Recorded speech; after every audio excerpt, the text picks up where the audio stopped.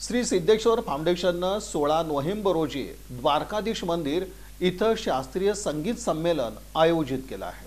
श्री सिद्धेश्वर फाउंडेशननं हिंदुस्थानी शास्त्रीय संगीताचा प्रचार आणि प्रसार करण्यासाठी रविवारी 16 नोव्हेंबर रोजी सायंकाळी 5:30 वाजता जुळे सोलापुरातील द्वारकाधीश मंदिरात शास्त्रीय संगीत संमेलन आयोजित केल्याची माहिती अध्यक्ष सिद्धार्थ सरजे यांनी पत्रकार परिषदेत दिली। सर्वप्रथम आंतरराष्ट्रीय कीर्तीचे सुंदरी वादक भीमण्णा जाधव यांचे सुपुत्र व्यंकटेश कुमार आणि सुकन्या कलाश्री यांचं सुंदरी वादन होईल।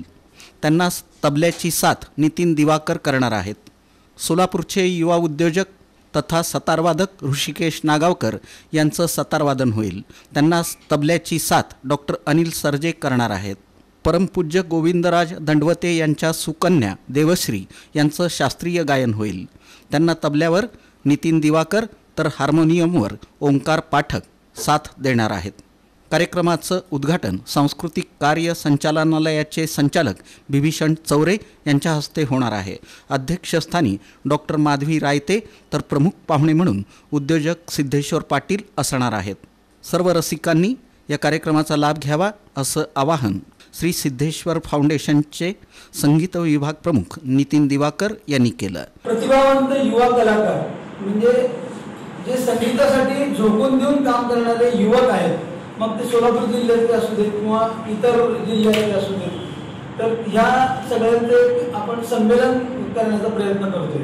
त्यांना एक मोठी संधी मिळावी, एक स्टेज मिळावं की ते करिअर म्हणून संगीताकडे बघतायत। उदाहरणार्थ आपण जर बघितलं आपल्या गावातलेच आहेत पंडित भीमण्णा जाधव, तर त्यांची 2 मुलं आहेत। एक मुलगा अगदी 14 वर्षाचा आहे आणि एक मुलगी आहे ती 16 वर्षाची आहे। पण त्यांचं शिक्षण सुरू असताना ते संगीतासाठी जे काय कार्य करत आहेत ते आम्ही ह्या सगळ्या मंडळींनी बघितलेलं आहे। मग त्यांना एक चांगली मोठी संधी, मोठं स्टेज मिळावं त्याच्या असा एक आमच्या संस्थेचा प्रयत्न आहे। म्हणून ह्या कार्यक्रमाचं नावच असं दिलेलं आहे की प्रतिभावान युवा कलाकार संमेलन।